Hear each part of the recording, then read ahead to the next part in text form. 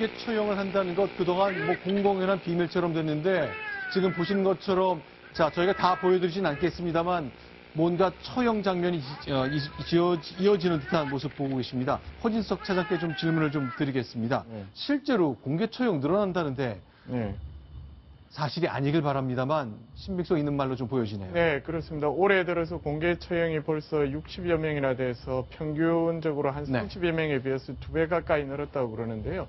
이게 이제 초기에 뭐 군부라든지 자기 정치 관련된 사람들이 아니라 일반 주민들을 처형을 한다는 측면에서 더 충격적으로 다가옵니다. 올해 들어 달라진 점이 작년까지는 왜 고급 간부들을 처형하지 않았습니까? 장성택이니 이용원이 현영철이니 김정은이 집권하면서 약 83명의 고위 엘리트들을 처형했고요.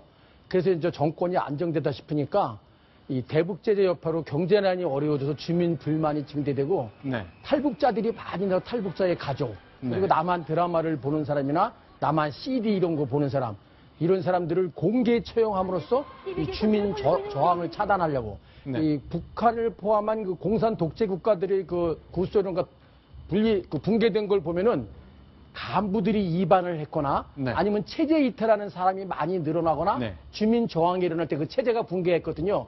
그거에 대해서 그걸 염려해서 미리 저렇게 공개 처형하는 것 같습니다. 그런데 김정훈 교수님, 북한에서 공개 처형한다는 게 주민들이 받아들일 수가 없지 않습니까? 그런데 이게 통제가 잘 됩니까?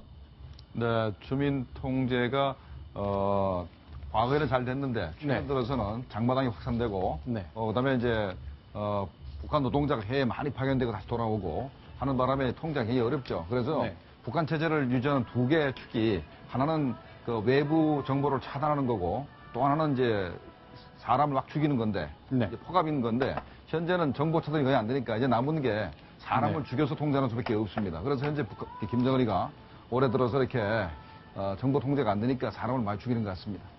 자, 일단 뭐 한국 드라마 이런 한류가 북한에 도달되면 특별히 뭐 자막 없이 번역 없이도 다 볼 수 있는 거기 때문에 생각이 많이 흔들리긴 할 것 같습니다만 일반인을 공개 처형한다. 사상범 뭐 이런 형식을 갖출 수도 있겠습니다만 참 믿기지 않는 상황인데요.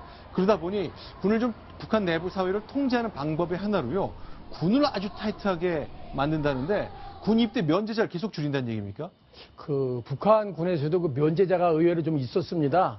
저렇게 그 외아들이라거나 농장원 자녀거나 또 광산 중요 광산에서 석탄이나 이런 데서 노동자 자녀라거나 또 전에는 대학에만 들어가도 당원이 되면 했었는데 외아들 농장원 자녀 광산 노동자 자녀요.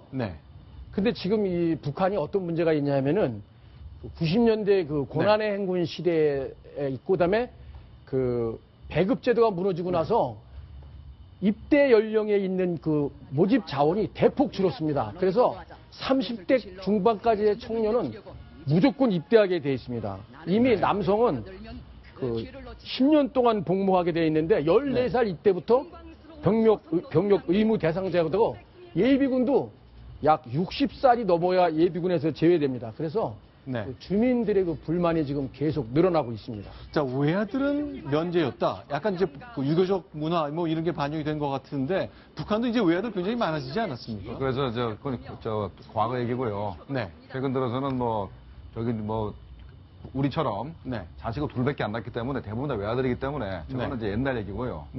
그다음에 이제 현재 바뀌었죠. 고난행군 때문에 애들을 놓지도 않았었습니다만은 먼저 고난행군 전에 놓은 애들도 많이 굶어 죽었습니다. 그래서 현재 입대 정년기의 사람들을 확보를 못하는 거죠. 그러다 보니 여군도 많이 이제 하는데 현재 북한이 120만 군대라고 우리가 알고 있습니다만은 저렇게 군 입대 자원이 줄어들기 때문에 현재는 공식적인 얘기는 아닙니다만은 한 90만 정도밖에 병력을 유지 못하는 거 아닌가 이런 추정을 하고 있습니다. 자, 그러니까 이제는 이제 싸우기 위한 군을 만들었다면요. 이제는 이제 뭔가 건설 활동을 계속 해야 되니까 그것 때문에 병력을 계속 모으는 듯한 인상을 계속 받고 있거든요. 그만큼 일손 부족, 자동화나 기계를 사용하는 것 아직 자본 부족 때문에 달러 부족 때문에 못하고 있는 거잖아요.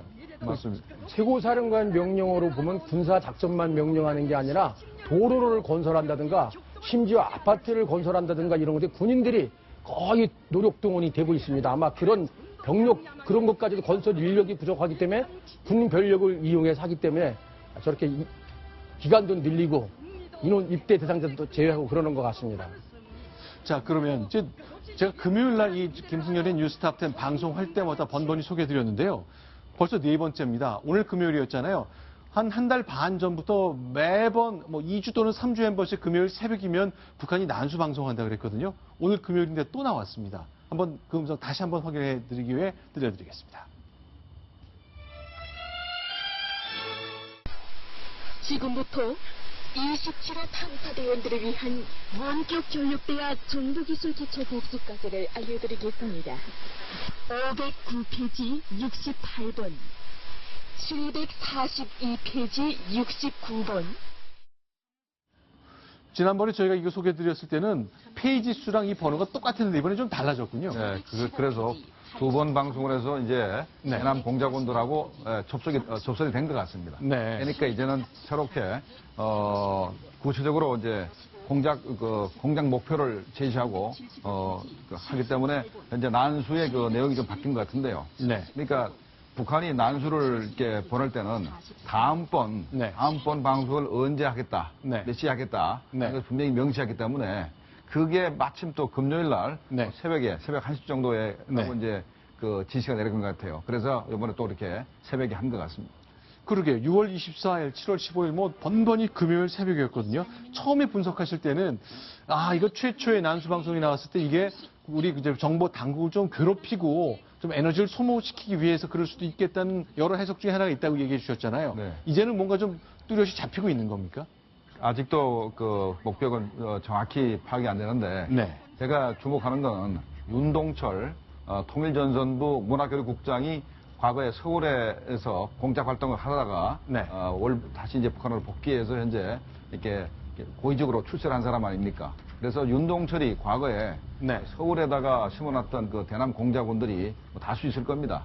그 사람들하고 바로 아날로그 방식으로 다시 이제 난수를 통해서 접선을 시도했고, 근데 접선이 됐기 때문에 이제 구체적으로 공작 목표를 이제 제시하고 지령을 계속 하다라는 것 같습니다.